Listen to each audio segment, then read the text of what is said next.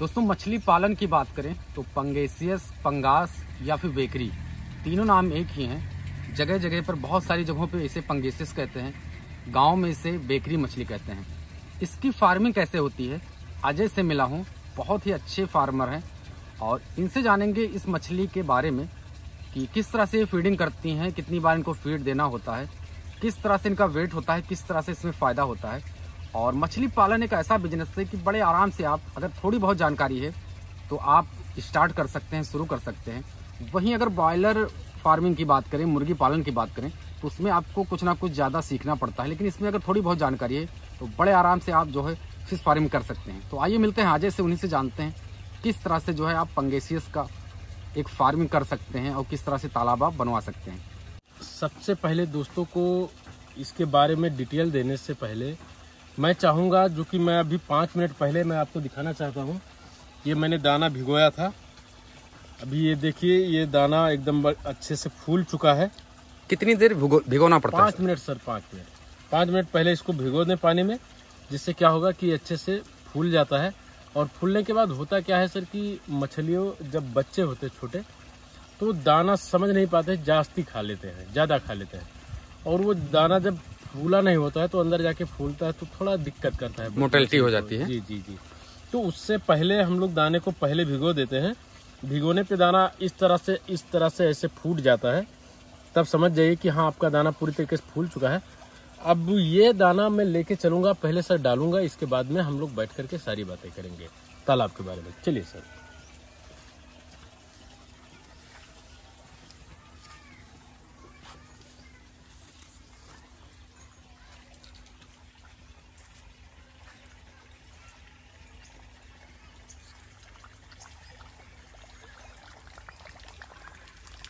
Sir जब मछलियाँ बड़ी हो जाती हैं तब भी उनको भिगो कर देना है?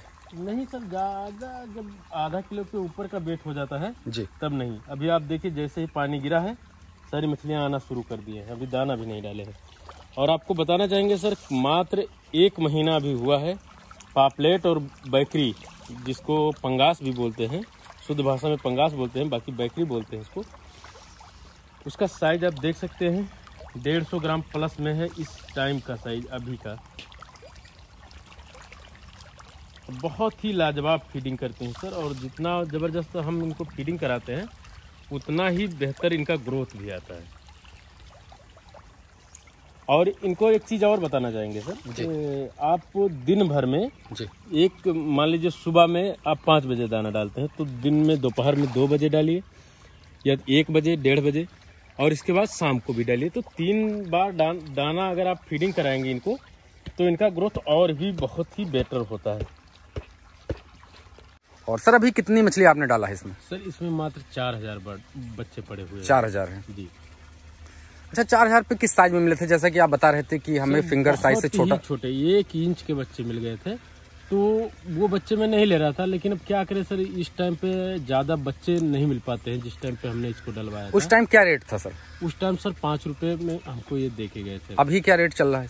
अभी सर बच्चे तो अब मिलने ही बंद हो गए जी, क्योंकि ठंडक जैसे ही शुरू होने वाली होती है तो मछली कोई नहीं डालता है। ये बैकरी मछली जो होती है ये ठंडक में नहीं डाली जाती है। अभी सर आप फीडिंग करा रहे थे, कितने दिन के बच्चे हैं?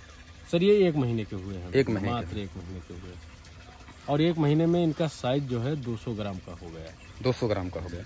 कितने दिन में इनकी तैयारी होती है सर? 5 महीने, अगर फीडिंग ठीक से कराई जाए। जैसे कि अभी आप बता रहे थे कि अगर इनको फीड 3 बार देते हैं तो बहुत जल्दी ये तैयार हो जाते हैं, 5 महीने तैयार हो जाते हैं। अगर आप सुबह फीड देते हैं या फिर शाम को फीड देते हैं तो वही 6-6.5 महीने लग जाते हैं।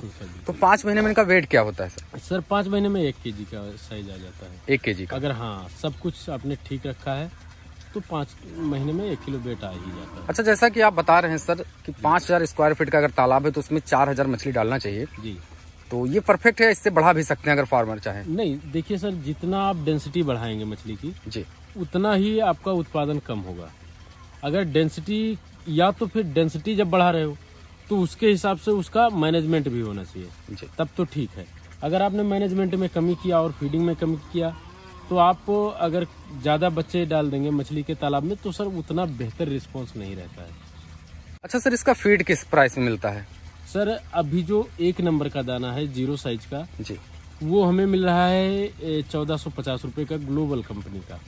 अच्छा, ये इसमें बेटर कंपनी है। इसमें किस तरह से फीड होता है सर? कितने दिन पे आपको फीड चेंज करना पड़ता है?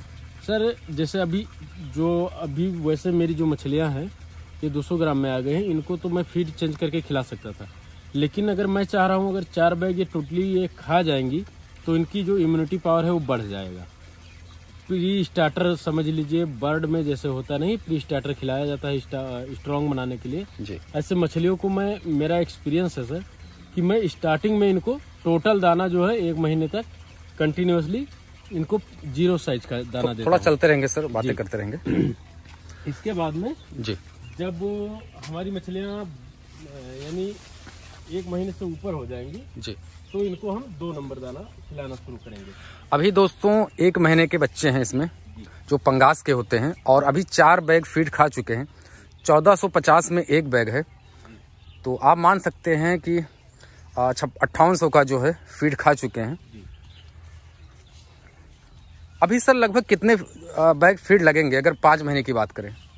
सर ये आइडिया लगाया जाता है कि लगभग में मान के चलिए हर महीने में जी, जैसे साइज बढ़ता जाएगा उसी हिसाब से दाना। अभी 4 लगा है जी, आगे आने वाले महीने में 4 के बजाय 6 लगेगा जी, 6 के बाद 8 लगेगा, 8 के बाद 10 लगेगा, यानी 2-2.5 बैग हर महीने में इंटेक बढ़ता जाएगा इनका।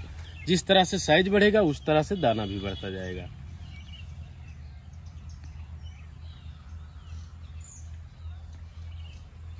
और इसमें सर सबसे जरूरी चीज ये है कि आपका पानी का निकलने का स्रोत होना चाहिए। दूसरा, नया पानी हर दिन ऐड करवाते रहिए, तो मछली का ग्रोथ नहीं रुकता है, चाहे ठंडी में भी क्यों ना हो। अगर इतना आप करेंगे तो बेटर रहेगा आपके लिए। दोस्तों फिश फार्मिंग ऐसा बिजनेस है कि आप कहीं पर भी करते हैं और ये बड़े आराम से जो है सेल हो जाता है। सेल में कोई दिक्कत नहीं होती, चाहे अगर आप जो है बॉयलर मुर्गी पालन करते हैं या देसी मुर्गी पालन करते हैं। देसी में थोड़ी सी दिक्कत होती है, लेकिन अगर बॉयलर की बात करें तो बॉयलर और मछली ये दोनों सेल होने में बिल्कुल दिक्कत नहीं होती है, और आपसे पहले ही डीलर संपर्क करने लगते हैं। अभी सर हमारी ये जो मछलियां हैं, यहाँ पे जो एक व्यापारी आते हैं वो मुझसे कह रहे थे कि यही साइज यानी 200 ग्राम का साइज उनको चाहिए था। वो कह रहे थे ऐसे टोटल माल मुझे यानी अपना सब कुछ निकालने के बाद 1 लाख रुपए दे रहे थे टोटल माल का। कह रहे थे ये उनको बच्चा चाहिए था इस साइज में, क्योंकि वो कहीं ले जा करके इसमें क्या कहते हैं अपना बायोफ्लॉक सिस्टम है कहीं, वहाँ उनको देना था, तो 1 लाख रुपए मुझे दे रहे थे। मैंने कहा नहीं भाई नहीं। अच्छा सर, कहीं ना कहीं फार्मर्स के दिमाग में होता है कि अगर 5000 स्क्वायर फीट का वो तालाब बनवाते हैं जी, इस तरह से, तो उसकी गहराई कितनी होती है और कितना खर्चा लगता है? देखिए सर, जब आप 5000 का तालाब बनाएंगे तो अगर मिट्टी आपको कहीं बाहर लेके जाना है तब तो आपका खर्चा ज्यादा आएगा जी। अगर मिट्टी से आपको बंधे ही बनवाने हैं तो आपके खर्चे कम आएंगे, और तालाब की गहराई 6 फीट से कम ना होनी चाहिए जी। अगर 6 फीट से कम है तो आपका पानी जो है कम आएगा, कम मात्रा में पानी रहेगा आपके तालाब में। 6 फीट रहेगा तो उसमें 4 फीट तो पानी रहेगा ही रहेगा। तो इस हिसाब से, और जब बरखा का टाइम आता है सर, बरसात का मौसम, हाँ बारिश, तो उस टाइम पे क्या होता है जब आपका तालाब उथला होता है तो उसमें बहुत जल्दी भर जाता है और मछलियां बाहर जाने का डर रहता है। ये डर रहता है कहीं ना कहीं। सर इसमें फायदा किस तरह से होता है? जैसा कि बहुत से फार्मर से जब मैं मिलता हूं तो बताते हैं कि जितना आपका लागत लगता है उतना ही फायदा होता है, यानी दूने का। मान लीजिए आपका अगर 5000 रुपये पंगास या पंगेसियस मछली पालन में लगा है तो आपको 10,000 मिलेगा, यानी आधा आपका जो है लग जाता है। भी ज्यादा मिल जाता है सर, क्योंकि होता क्या है, जैसे सर मेरा जो मार्केट है, जो मैंने अपने हाथों से मार्केट बनाया है जी, इस मार्केट का रूल भी मैं चलाता हूँ। इसका मतलब आपको बताना चाहेंगे, जैसे मेरा जो क्षेत्र है, ये क्षेत्र विशेष में काफी मटन, मछली और गोश्त का बहुत ज्यादा इंटेक है, यहाँ पे बहुत ज्यादा खपत है जी। क्योंकि आपके साथ में मैंने बिल्कुल इस क्षेत्र में घुमा था, काफी जगह जगह फार्म है, पोल्ट्री फार्म है।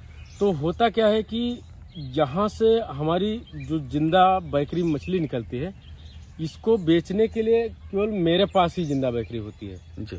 बाकी जहाँ से आती है वो पेटी वाली मछली आती है जी, उसका वो अगर 160 रुपए में है तो हमारी मछलियाँ 200 में जाती हैं जी, 200 रुपए पर केजी के हिसाब से जी। तो इस तरह से मेरा जो लाभ है सर वो दुगना हो जाता है। अच्छा सर, अभी जो रेट इनका चल रहा है, मार्केट की रेट बताएं तो 120 से 140 है जी। यहाँ पर किस तरह से बिकती हैं आप? नहीं सर, अभी हमारे पास तो जिंदा बेकरी है नहीं जी बेचने वाली साइज में जी, क्योंकि मेरा एक तालाब है जिसमें इससे थोड़ा सा बड़ा यानी लगभग 400 ग्राम की मछलियां हैं उसमें जी तो अभी हमने रोक के रखा है क्योंकि जब तक ठंडी इतना हावी नहीं होगा जी कि मछलियां मरनी शुरू हो जाए उससे पहले मैं नहीं बेचूंगा इनको। और जिस दिन बेचना होगा उस दिन 1 हफ्ते के अंदर सारी मछलियां बिक भी जाती हैं। जहाँ पे हमें 200 रुपए में बेचना है वहाँ पे हम मात्र 150 या 160 रुपए में बेच। नहीं सर, मैं चाहूंगा कि आप जिस तरह से रेट चल रहा है उस तरह से बात करें ताकि फार्मर्स को ठीक से समझ में आए। अभी जो मार्केट का, जैसा कि मैं आपसे पूछ रहा हूँ कि मार्केट का हाँ सर, तो ये मान के चलिए इनका 125 रुपए से नीचे रेट नहीं आता है। अच्छा, जिंदा बकरी का 125 रुपए से अदर जगहों की बात कर रहा हूँ क्योंकि होता क्या है कि काफी बाहर से जब कॉल आते हैं मुझे इनके बारे में तो पूछते हैं सर कौन से भाव में बेचा जाएगा, अभी बकरी हमारे पास है। तो उनको मैं बताता हूँ भाई आप 125 रुपए में तो बिकती है हर जगह पे। अभी जो यहाँ कटर वाले बेचते हैं खाने के लिए 1-2 आदमी, मतलब जैसे 1-2-4 पीस लोग लेके जाते हैं जी, तो उसमें क्या होता है वो 160 रुपए में बिकती है। यहाँ पे जब आप थोक में देंगे तो 120 रुपए से 25 रुपए के बीच में आराम से बिक जाती है। अच्छा, इससे रेट मान लीजिए कम है, 100 है तो भी इसमें फायदा हो सकता है सर? बिल्कुल सर, बिल्कुल फायदा तो होना निश्चित है, एकदम कोई दिक्कत नहीं उसमें। बस आपका फीडिंग मैनेजमेंट बेटर होगा। अगर आपकी मछली ने अच्छे से ग्रोथ लिया है तो आपका फायदा होना 100%। अच्छा, 5 महीने में सर इसमें भी कोई दवा की जरूरत पड़ती है? बिल्कुल सर, जैसे बीच बीच में गैस रिमूवर लगाना पड़ता है जी, चूना डलवाना पड़ता है, नमक डलवाना पड़ता है क्योंकि ये सारी मछलियाँ होती क्या खारे पानी की मछली होती है। इसको अगर यहाँ नमकीन पानी नहीं बनाएंगे तो थोड़ी दिक्कत होने लगती है जी। इसमें अपन बीच बीच में अपना पोटेशियम परमैंगनेट भी डालते हैं जिसको लाल दवा कुएं में डालने वाली दवा बोलते थे, उसको भी डाला जाता है। तो मतलब सुविधा इसको बहुत देनी पड़ती है और इसको जितना ज्यादा ऊपर से पानी गिरा करके इसमें ऑक्सीजन बनाएंगे उतना ही ज्यादा बेटर होता है जी। तो ये इन सारी चीजों का अगर आपने अच्छे से मैनेजमेंट किया है, बेहतर तरीके से ध्यान रखा है तो ये मान के चलिए कि आप जितना लगाएंगे इसमें, मान लीजिए 50,000 लगाए तो आपको 1,25,000 मिलना ही मिलना है इससे। जी जी दोस्तों, अगर आप भी फार्मिंग करना चाह रहे हैं, फिश फार्मिंग करना चाह रहे हैं तो ये बिजनेस थोड़ा सा आसान होता है। अगर पोल्ट्री फार्म की बात करें तो उसमें आपको बहुत सारी चीज़ें सीखना पड़ता है। अगर देसी की बात करें तो उसमें अगर थोड़ा बहुत आपको नॉलेज है तो चल जाता है, लेकिन बॉयलर की बात करें तो उसमें बहुत सारी चीज़ें सीखनी पड़ती है। लेकिन मछली पालन में अगर आप मछली पालन करना चाह रहे हैं तो आपको थोड़ी बहुत जानकारी हो तो आप बड़े आराम से एक फिश फार्मिंग अपना स्टार्ट कर सकते हैं। अगर आपके पास ज़मीन है या खेत है आपके आसपास तो बहुत ही अच्छा बिजनेस है।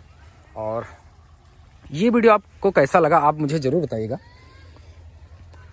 और कमेंट करते रहेगा। आपके जो भी कमेंट होते हैं उसे मैं पढ़ता हूँ। तो मैं आशा करता हूँ ये वीडियो आपको पसंद आया होगा। वीडियो देखने के लिए आपको बहुत बहुत बहुत धन्यवाद।